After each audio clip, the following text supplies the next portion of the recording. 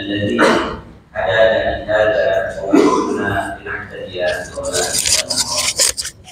والصلاة والسلام على نبينا محمد وعلى آله وصحبه. Alhamdulillah, Bapak Ibu Jamaah Masjid Al-Ikhlas rahimakumullah. Syukur tak terkira setengah perjalanan dari Ramadan telah kita lewati. Masih tersisa setengah perjalanan lagi. Mudah-mudahan energinya masih ada. Dan mudah-mudahan tambah kencang larinya Bapak Ibu.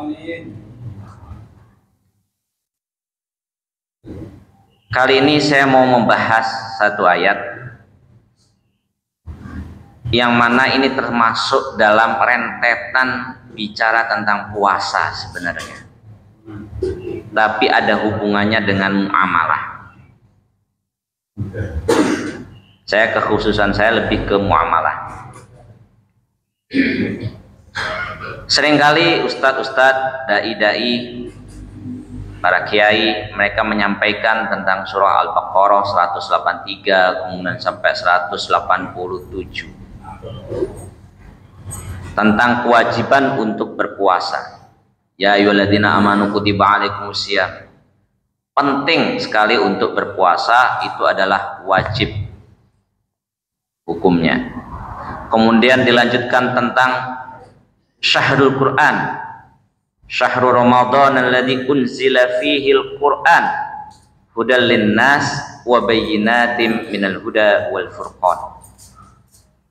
Ayat ini bicara tentang Quran, bahwasanya Ramadan adalah bulan Al-Quran. Maka penting bagi kita untuk senantiasa berinteraksi dengan Quran di bulan suci Ramadan. Semalam kita diingatkan tentang bagaimana para ulama kita menghatamkan Al-Quran. Imam Asy-Syafi'i sekitar 60 kali dalam satu bulan. Kemudian Imam Bukhari 30 khatam di siang hari, 10 kali khatam di waktu sholat.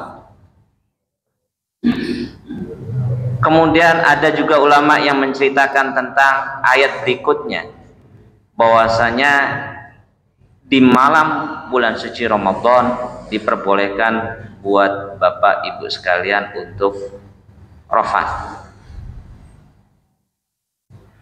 Rafas ini ya berkumpul lah dengan pasangan. Diperbolehkan uhilla lakum lailatas siyami rafathu ila nisaikum. Hunna libasul lakum, mereka itu adalah pakaian buat kalian dan kalian adalah pakaian buat mereka. Nah, jarang sekali ustadz yang membahas ayat setelahnya. Nah, ini yang mau saya coba gali, yaitu wala ta'kulu amwalakum bainakum bil batil. Dan janganlah kalian memakan harta orang lain secara batil. Wa tudlu biha ilal hukam. Lalu kalian ajukan itu kepada pengadilan, kepada para hakim. Litakulu fariqam min amwalin nas, supaya kalian bisa mengambil sebagian harta dari mereka. Litakulu fariqam min amwalin nas bil ismi, tentu dengan cara yang tidak tepat, cara yang berdosa. Wa antum ta'lamun, dan kalian semua mengetahui tentang hal itu. Ini ayat 188 itu satu rentetan dengan ayat puasa. Apa makna di balik itu?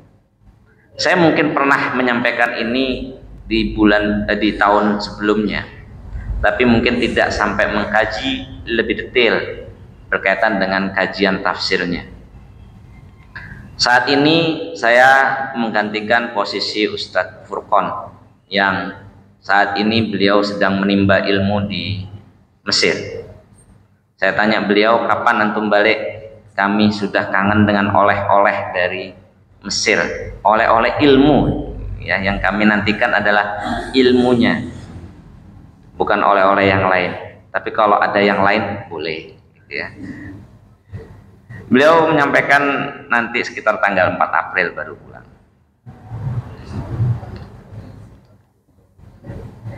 Beliau seringkali menggunakan tafsir As-Sabuni dalam mentafsirkan, dalam menjelaskan ayat suci Al-Quran.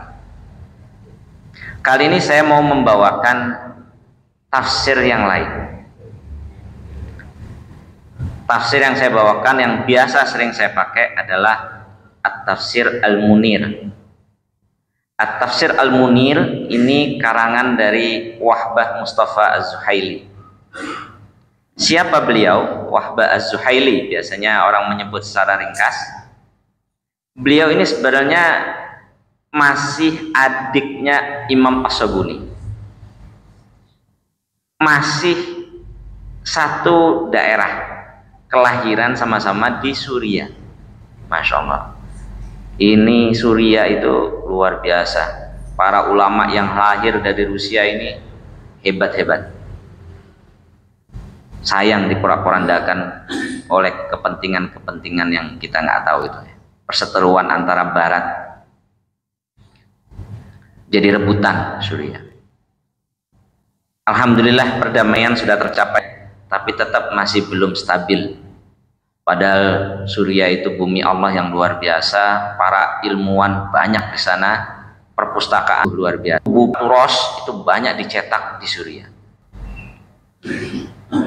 Kalau Imam As-Sabuni itu lahir di tahun 1930, maka Imam Wahbah Zuhaili ini lahir di 1932. Beda 2 tahun. Imam Wahbah Zuhaili beliau meninggal sekitar 10 tahun yang lalu, tahun 2015. Kalau Imam As-Sabuni, beliau adalah seorang mufassir yang mengajar di Saudi, di Ummul Qura. Sedangkan Imam Wahbah Zuhaili beliau mengajar di Syria, di Suriah. Imam Wahbah Zuhaili ini lulusan Al-Azhar. Beliau ahli di bidang syariah. Beliau ngambil di syariah dan juga ngambil di bidang hukum, hukum positif. Jadi keilmuan beliau dalam hal hukum itu luar biasa. Dan dalam kajian kontemporer, kalau kita bicara ekonomi, kalau ekonomi singgungannya dengan hukum, beliau yang paling sering jadi rujukan. Salah satu masterpiece beliau, buku yang paling sering dirujuk oleh orang, itu adalah Al-Fiqhul Islami wa Adillatuh. Ini buku yang sering dirujuk oleh orang karena memperbandingkan pendapat 4 madhab dengan sangat jelas, runtut, dan enak sekali. Al-Fiqhul Islami wa Adillatuh sekitar 8 jilid. Kemudian beliau menulis tafsir, yaitu Tafsir Al-Munir, sekitar 17 jilid. Ini luar biasa ulama-ulama kita ya, kalau nulis nih. Kita sanggupnya sejauh ini nulis WA. Itu kalau dikumpulin Bapak Ibu sekalian, WA Bapak Ibu itu mungkin dalam setahun itu mungkin bisa jadi 1 buku sebenarnya. Coba kalau kita bikin 1 tulisan tiap hari. Tapi saya mau cerita gini, saya sendiri tidak melakukan, jadi saya tidak mau melanjutkan lah ya. Tapi kita coba mengupayakan untuk sering menulis, menyebarkan kebaikan kepada orang lain. Baik, kembali kepada ayat yang mau kita bahas pada pagi hari ini.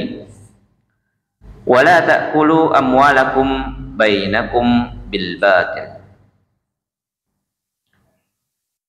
Dalam tafsir Wahbah Zuhaili, tafsir Al-Munir, beliau menjelaskan mulai dari i'rab, mufradat, kemudian tafsirnya, kemudian apa yang bisa diambil kandungannya. Mulai dari i'rabnya, beliau menyampaikan i'rab ini susunan tata bahasa Arab untuk mengetahui SPOK-nya lah kalau di bahasa Indonesia. Ini mana subjeknya, mana predikatnya, mana objeknya, mana kata keterangan. Karena itu perlu didetailkan, termasuk kata keterangan apakah ini hal atau sifat dan lain sebagainya. Itu sangat penting. Waktu dulu biha ilal hukam wala ta'kulu wala tudlu ini apa hubungannya dengan la ta'kulu? Karena bahasa yang digunakan wala ta'kulu amwalakum bainakum bil batil wa tudlu. Wa tudlu ini kan mengajukan. Apakah ini menyuruh untuk mengajukan atau justru dia kembali ke walanya atau tidak diperbolehkan? Jadi sebenarnya adalah wala ta'kulu amwalakum bainakum bil batil wala tudlu biha. Kira-kira seperti itu. Kemudian dari sisi mufradatnya, arti katanya, wala ta'kulu, al-aklu, ta'kulu itu artinya makan, Bapak Ibu sekalian. Kenapa bahasa yang digunakan ini makan? Emangnya ada yang mau makan harta? Gimana makan harta? Makan koin, makan uang kertas? Nggak ada nilainya, Bapak Ibu. Tapi kenapa kok bahasa yang digunakan oleh Al-Quran itu adalah wala ta'kulu, jangan makan. Maka di sini disampaikan bahwasanya al-aklu atau makan di sini atau al-akhdu istilahnya, artinya adalah al-akhdu yaitu mengambil. Li'annal maksud al-a'dam minal mal wal aklu. Karena maksud terbesar orang itu memiliki harta itu buat makan. Paling sederhananya adalah buat makan. Bapak Ibu nyari rezeki pontang-panting, banting tulang, buat apa? Memenuhi kebutuhan dasar, makan. Di bulan suci Ramadan, Masya Allah, makan tersedia. Banyak masjid yang menyediakan buka puasa, dan mungkin ada yang memberikan sahur gratis. Insya Allah tercukupi di bulan suci Ramadan. Jadi al-aklu itu artinya di sini ibaratnya kayak menjelaskan maksud kita mendapatkan harta itu adalah emang tujuannya adalah untuk mengkonsumsinya. Maka kemarin kalau ada ustadz yang cerita tentang ya ayyuhan nasu kulu mimma fil ardi halalan thayyiban, wahai manusia makanlah yang halal dan thayyib. Apakah makan di situ hanya makan sebatas makan makanan, atau juga bisa kita interpretasikan lebih jauh seperti pakaiannya yang halal, berwisata yang halal, pinjamannya yang halal. Jadi kita bisa interpretasikan ke sana. Wa tudlu itu tulku bil amwal ilal hukam rishwatan lil wusul ilal hukmi al qada'i di sahihikum. Tudlu ini kita datang kepada hakim untuk mengadu kepada hakim. Rishwatan. Nah, ini rishwatan ini yang bahayanya itu kalau diiringi dengan rishwah, sogokan. Jadi nyogok. Supaya apa? Untuk bisa memakan harta orang lain secara legal. Ini ya poinnya. Nanti kita akan jelaskan. Kemudian arti berikutnya wa fariqon min amwalin nas. Fariqon itu sejumlah tertentu, bagian tertentu bil ismi bidulm, dengan secara zalim. Contohnya kita datangkan saksi-saksi palsu. Kita datangkan saksi-saksi, kita datang ke hakim, kemudian kita sampaikan ini ada saksinya. Wa antum ta'lamun wa antum mubtiluna azimun, dan kalian tahu bahwasanya kalian itu berdosa. Baik, saya akan coba ceritakan sebabun nuzul ayat. Kenapa ayat ini diturunkan? Qala Muqatil ibnu Hibban, nazalat hadil ayat fi Imri'il Qais ibnu Abis al-Kindi. Ini datang pada perseteruan antara Umru'ul Qais dan Abdan bin Ashwa al-Khadrami. Berarti al-Khadrami berarti orang Hadramaut ini. Wa dzalika annahuma ikhtasama ila nabi fi ardin. Mereka ini berseteru pada perebutan suatu tanah. Ini tanah siapa? Wa kana umrul qais wa al-matlub atau al-mudda'a alaih. Sedangkan di sini umrul qais di sini yang dituduh, yang diminta, wa abdan wa at-talib al-mudda'i yang mengaku. Fa anzalallahu ta'ala hadhil ayah fa hakama 'abdan fi ardihi. Jadi si abdan ini yang punya tanah. Yang punya tanah. Kemudian dia mengakui bahwasanya ini tanah saya, ini mengklaim tanah saya. Cuman umrul qais ini bukan, ini tanah saya juga.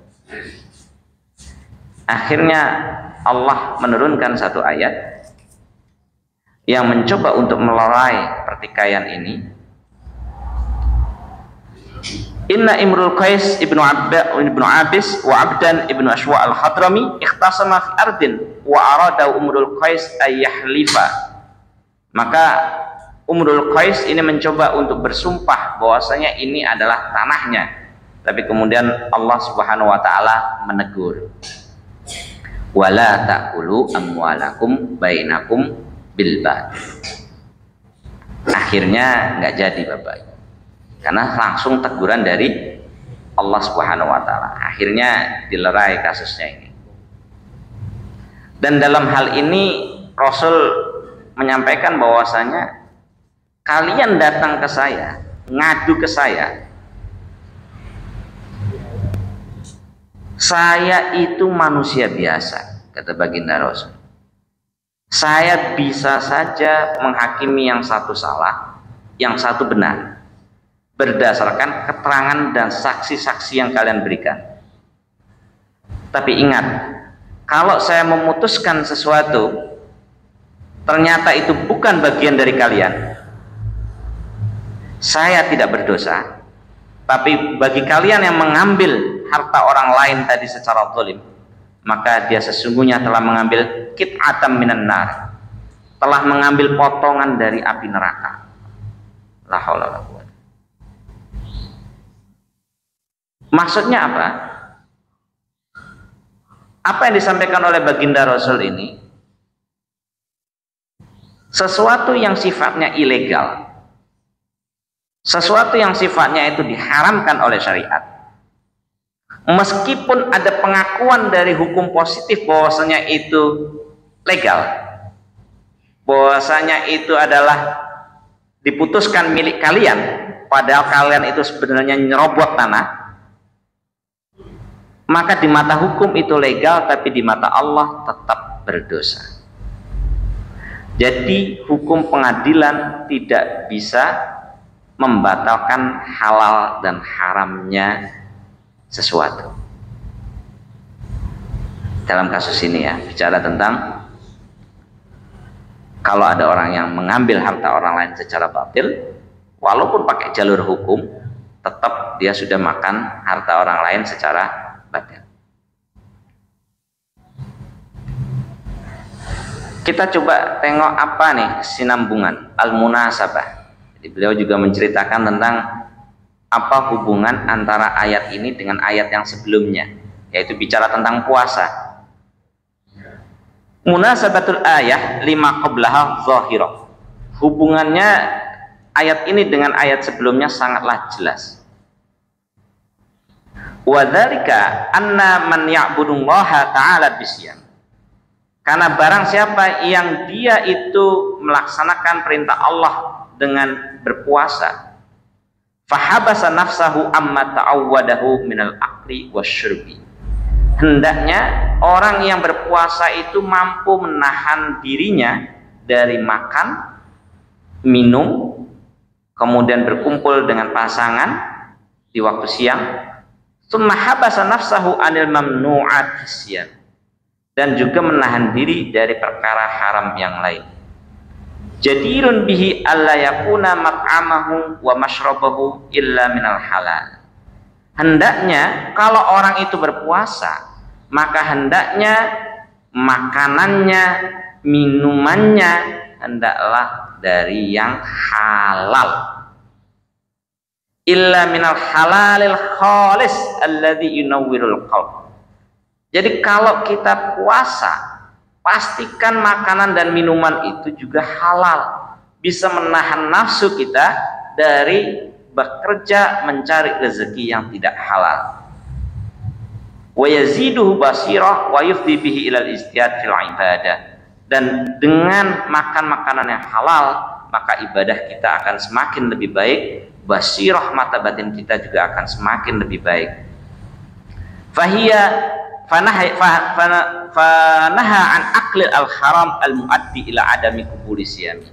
Oleh karena itu Allah Subhanahu wa taala menyampaikan di sini, kalian sudah puasa, jangan sampai puasa kalian itu tidak diterima gara-gara makan makanan secara batil. Jadi poinnya di situ Bapak Ibu sekalian. Kita diterangkan oleh para ustadz tentang puasa, tapi lupa, atau mungkin karena memang babnya itu panjang, ini bab yang lain, kita perlu ingatkan bahwasanya jangan sampai kita membatalkan puasa dengan gara-gara kita memakan makanan yang haram. Bukan membatalkan puasa secara ini, tapi mungkin pahalanya Bapak Ibu sekalian. At-tafsir wal bayan. Apa penafsiran dan penjelasannya? Abanallahu ta'ala fi ayati siyam hillu aqlil insan min malih wa nasabahuna ayat hukma aqli malil ghair. Puasa itu Allah menyampaikan kita itu halal loh makan makanan dari diri sendiri, makanan punya sendiri. Tapi bagaimana kalau makanan orang lain? Nah, di sini Allah sampaikan. Nahanallahu ta'ala ayyakula ba'duna amwala ba'din bi ghairi wajhin masyru'. Kita tidak boleh memakan harta orang lain dengan jalan yang tidak sesuai dengan syariat. Kemudian Allah menggunakan kata amwal di sini. Wala ta'kulu amwal. Amwal ini berarti harta-harta milik orang banyak. Jadi pada dasarnya harta ini milik umat pada dasarnya, setidaknya seperti itu ya. Walaupun secara kepemilikan adalah milik masing-masing. Janganlah kita memakan harta orang lain.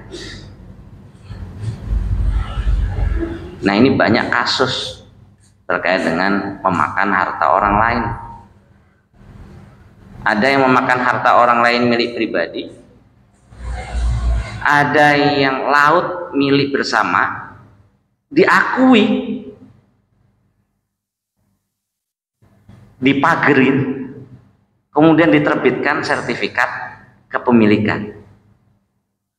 Ini nyambung nggak kira-kira ini dengan ayat ini? Nyerobot Bapak Ibu. Siapa tersangkanya? Sejauh ini tersangkanya adalah kepala desanya. Kena denda 48 miliar. Luar biasa, kaya betul ini kepala desa. Kira-kira emang kepala desanya saja yang jadi tersangka atau pelakunya apakah cuma ini, kita nggak tahu ya. Nggak berani. Ini ngambil tanah, ngambil laut ya, laut yang milik kita semua diserobot. Allah. Wala ta'kulu amwalakum bainakum bil batil. Jadi janganlah kita memakan harta orang lain secara batil. Fayakunu at-ta'adi ala malil akhirin jinayah alal ummah. Maka sebenarnya ketika orang itu mengambil harta orang lain, sejatinya dia sudah merusak tatanan sosial, maka itu masuk dalam kriminal. Wal aklu bil batil yashmalu kulla ma ukhidha bi ghairi wajhil haq. Termasuk batil ini, apa saja yang disebut dengan batil ini, termasuk diantaranya riba. Ini riba berkaitan dengan mengambil harta orang lain dengan memberikan pinjaman, kemudian menuntut untuk dikembalikan plus bunga.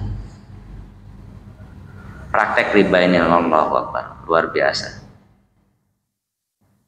Saya baru berapa hari di Indonesia ini, hampir tiap hari itu Pak dapat telepon itu 3 kali sampai 5 kali. Dari mana? Pinjol. Astagfirullah. Allah. Mereka rajin sekali. Kariba wal kimar, perjudian. Li'anna akhda biduni muqabil. Ya, karena mengambil sesuatu tanpa ada padanannya, tanpa ada kompensasinya. Warwiswah, menyogok, itu juga termasuk bagian yang batil. Karena itu adalah menolong kezaliman. Wasadaqo alal qadir alal kasbi. Nah, ini dilanjutkan nih. Sedekah kepada orang yang mampu. Orang yang mampu berusaha, tapi kita kasih sedekah. Itu menghina Bapak Ibu. Dia bisa nyari nafkah, kita kasih duit. Nah, kira-kira gitu ya. Wala tahillu lil akhid idza kana ghairu muttar. Ini mungkin ada pemaknaan yang berbeda, lebih kepada orang dia mampu untuk berusaha tapi minta-minta sedekah. Kecuali kalau memang dia betul-betul dalam kondisi yang terdesak.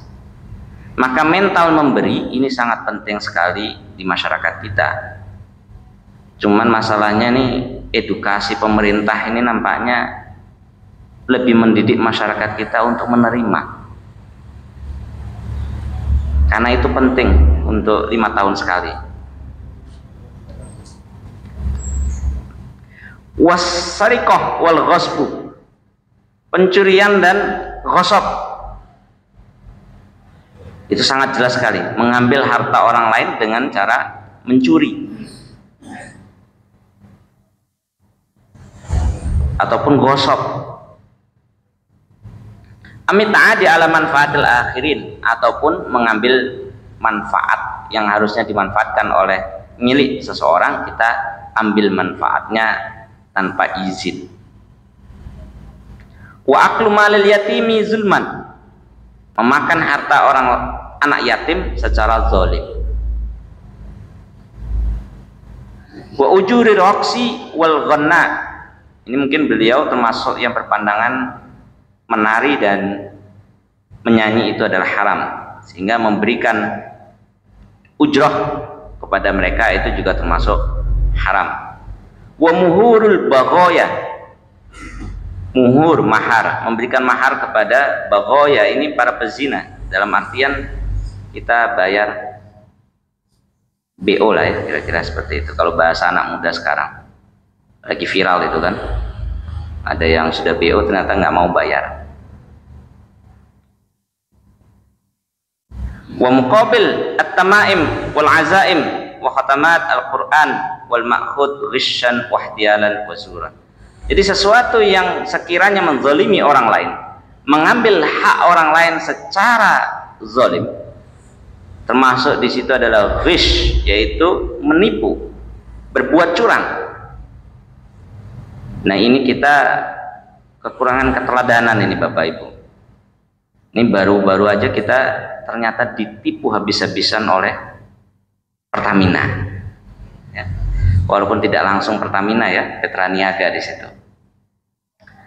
Bagaimana anak perusahaan Pertamina ini, bukan anak, sepertinya cucunya ya, ini bermain dengan mempermainkan stok BBM. Dibilangnya kita kekurangan BBM, padahal sumber daya minyak kita itu luar biasa, tapi dibuat sedemikian rupa supaya kita nggak ada minyak, jadi perlu impor. Dari situ aja itu udah salah. Disitulah ladang korupsinya, karena begitu impor dilakukan ada rente, ada jasa yang diambil. Nah, ini potensi korupsinya sangat besar. Belum lagi yang diimpor ronnya jauh lebih rendah daripada yang dijual. Ternyata dioplos. Nah, ini masih perdebatan, ini oplosnya seperti apa yang dimaksud dengan oplos.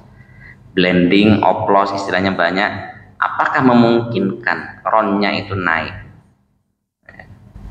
Dijual dengan harga ron 92. Sudahlah Bapak Ibu, saya tidak mau ngambil subsidi dari pemerintah, berjuang beli Pertamax ternyata kena tipu ya. Ini luar biasa, kita krisis keteladanan. Ini mafia di mana-mana loh. Ini rugi banyak kita. Padahal wailul lil mutaffifin. Neraka atau ancaman yang sangat serius, azab yang sangat pedih dari Allah bagi orang yang mutaffifin, orang yang berbuat curang dalam timbangan. Ronnya harusnya ron 90 tapi dijual dengan ron 92. Ini tentu kita masih tunggu beritanya karena ini masih dugaan, tapi mengarah pada insya Allah. Kita tunggulah ya, hanya hakim yang bisa memutuskan. Mudah-mudahan hakimnya juga adil.